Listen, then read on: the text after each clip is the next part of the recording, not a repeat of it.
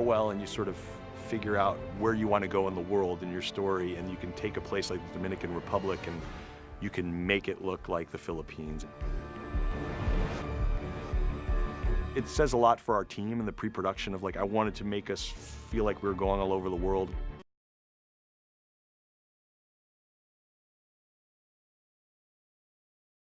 That I say had to be grounded in reality. We didn't have a huge budget. It couldn't be a visual effects movie. So, you know, the sets that we were going to build had to be complete sets.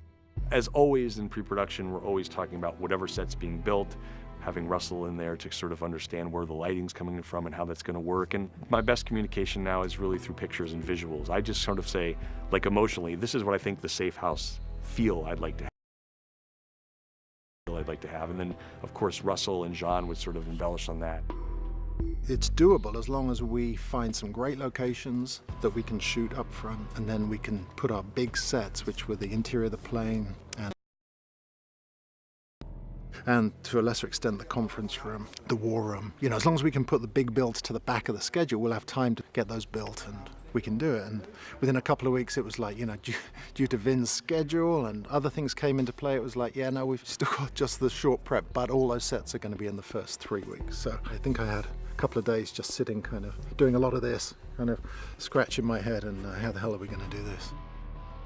I know that action sequences take a lot of time in addition to planning. You just don't do a page of action in one day. I mean, there's so many parts to it, and I thought, there just don't seem to be enough days in the schedule to do this, and how are we going to do this? And I was lucky enough to work with DJ, who's very, very quick in terms of determining how he wants to place the cameras, how things should be set up, and he sets them. What I needed to do was pick ways as a cinematographer that I felt like I could make the film look really good, but keep up with the pace that we'd be shooting. The first few pages are set in this conference room, and I instantly thought, this is a war room. This was the first set I started working on. It was the set that I was weirdly most excited. Chance to have some fun with a huge graphic piece that could sort of set the tone and the scale of the movie.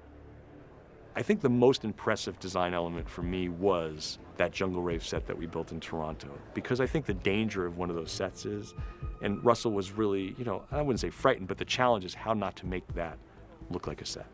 Conceptually, I'd come up with this idea of a Thai ruin, a sort of Buddhist ruin that we could set Zhang's area in, that we could build on location. So I think when we realized we needed to basically stage the whole party on stage,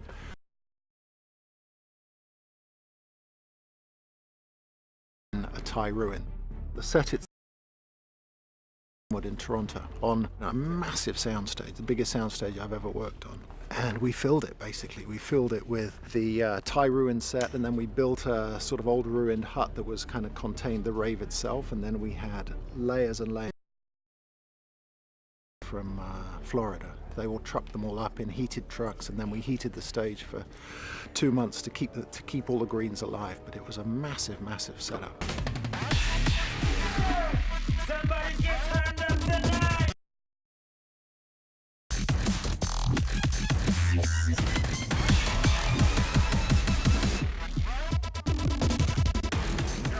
We would make the place be a strange brew of old energy, like what comes off fires, and the energy of scavenged lights that they've just found. So we used fluorescence and came up with our own look for that, and one that we could work with dramatic and dancing shadows.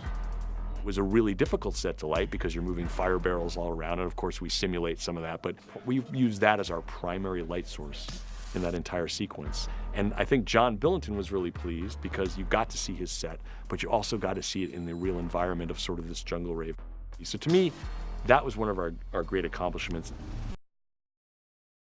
Here in Toronto, and also in the Dominican Republic, one of the great things about shooting in the Dominican Republic is the landscapes in that country. It allows us to longboard down a mountain road, to ride motorcycles from the jungle onto the beach, into the ocean. It allows us to use a phenomenal water tank, which is better than any tank we have in Los Angeles. We were going to go to the Philippines, and one reason or another, that sort of got elbowed. So logistically, we were looking at either Puerto Rico or the Dominican Republic. So myself and DJ and Rick Kidney scouted those two locations. And it was obvious through that scout that Dominican was the best. Logistically, but visually, and you know, luckily everybody got on board with that, which was great. We are here on the north shore of the Dominican Republic. We needed to double the Dominican Republic, not only being South America for us, but also the Philippines. So finding a place that had multiple terrain, had the jungles, the beach, waves. It is such a beautiful country.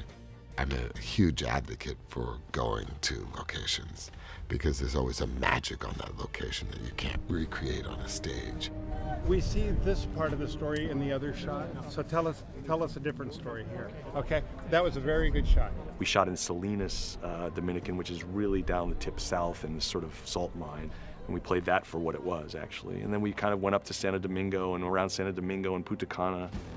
And one of my favorite locations is where we did a longboard sequence, which was in the hills of Navarrete, where real longboarders go and take that ride down that long hill in Navarrete. And that was a real fun experience because just bringing our crew and cameras and seeing a helicopter land up there, it was like the first time some of these great villagers had seen that. And I fell so in love with that community that when you see the sequence in the movie, half the community is in the movie as he's longboarding down that hill. I'm like, you're in the movie, you're in the movie, you're in the movie. And it was great. So that communal feel that Xander had in the story was also the communal feel that we had as a crew visiting it.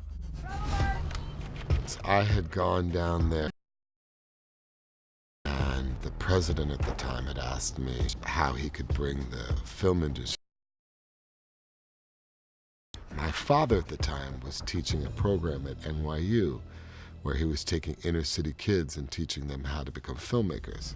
And so the next visit I brought my father, and that summer we started the One Race Global Film Foundation initiative there. Vin shot his short film here that he directed, and some of the crew that we're using actually had worked in the short film with him, so he's in familiar territory. What was so 10 years ago, I had told that president I would bring down a major motion picture. And not only did that come to pass, so many of the alumni from the One Race Global Film Foundation were employed in the movie. I think the people of the Dominican Republic have been so amazing, so warm and terrific. Listen, there's incredible challenges with a building infrastructure and roads and moving the company.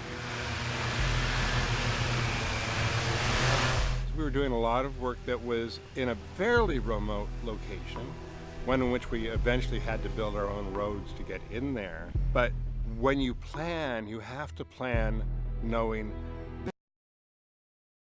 everything from the United States. And then when you're out on a boat or a raft, you're going to have to bring everything out and out in a meticulous fashion. They had a combination of locations that they could use because they were tropical, and then use all the elements that they needed to do in water. They could and the tank. The water tank is the most modern water tank in the world. It's 220 feet by 220 feet. It has a depth of about 4 feet, and then in the center there's a deep tank for underwater filming, which is 60 feet by 60 feet and about 20 feet deep.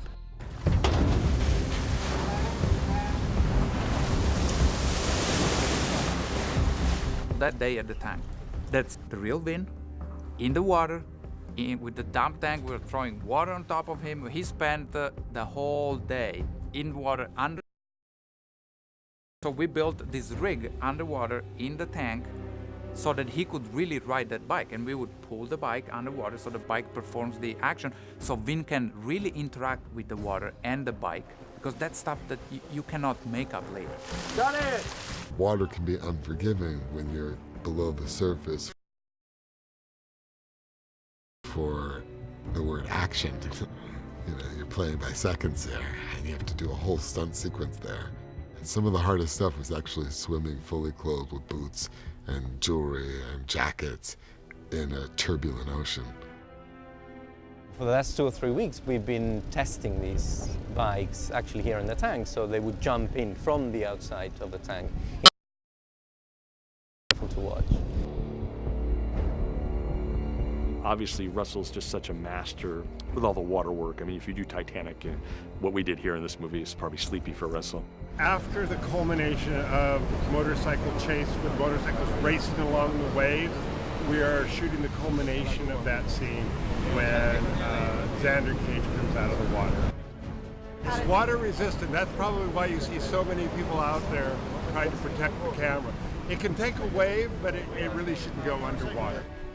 We're buoyant enough, but it's just trying to keep the frame and just capture what Vin's doing right now, and that's where we're... And the last 2 takes were fantastic. All we got left to do is make sure that he exits the shot.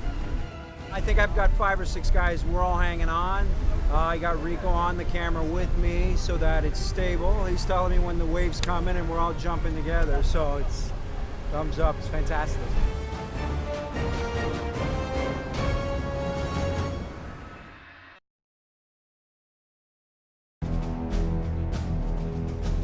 The plane initially was scripted as a Hercules. It became clear very early on that a Hercules was going to be too small. So we decided to make it a C-17, which is about twice the size of a Hercules.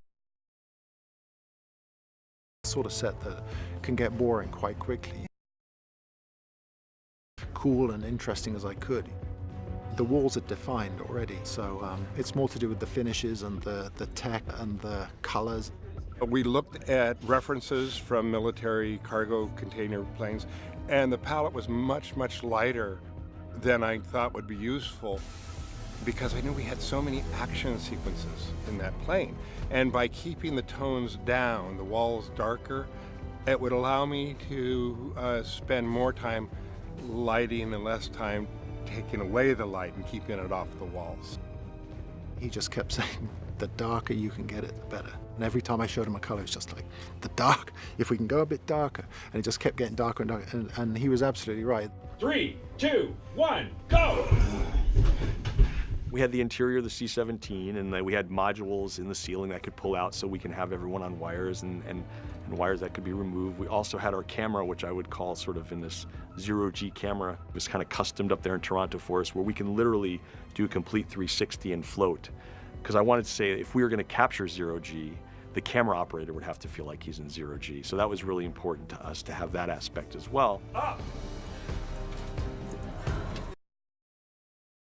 This on the plane, and it's a very techie environment. The safe house essentially was the same thing. It was an old kind of... So from a design point of view, I wanted to create something that was so polar opposite to the plane. So we came up with the idea to shoot all that stuff in the Dominican Republic itself and do it at Santo Domingo for real. Again, for logistically and financially, we needed to bring that whole sequence back to Toronto. We were in the Hearn about almost 2 weeks. A large part of the movie, and it was really fun to stage and choreograph. It's a big old turn of the century, and it's this gigantic sort of staging place where it was really fun to stage an action scene, and also very fun to really sort of utilize these characters and this cast and to show their unique talents in a way that was a great way to juxtapose those with Donnie Yen and Vin Diesel are up there in the C-17. They're trying to make it better and better from the previous XXXs, and it's absolutely crazy. There's flash bangs and crashes all over the place. I'm half deaf.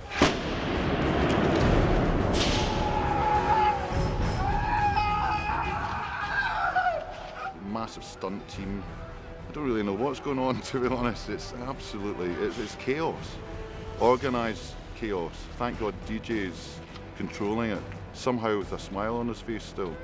The reason all that stuff, I think, worked so well in the Hearn was the cast was really committed. I'd have them on Saturdays and Sundays on their days off. They'd come in, they'd do the gunplay, they'd all practice their thing, biz-bing, and it didn't matter. We'd get together, we'd work all week, and then on Friday, I'd say everyone,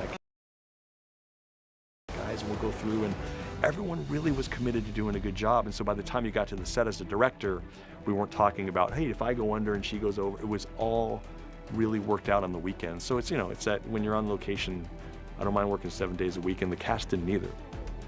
It's a real advantage as a filmmaker to have a cast that's willing to do that. Even when I read it, I said, these are big, complex sequences, but I think the way that they're being enacted and wow, these are going to be much bigger sequences and have much more impact than I thought. The fun that we had making this movie is all up there on the screen.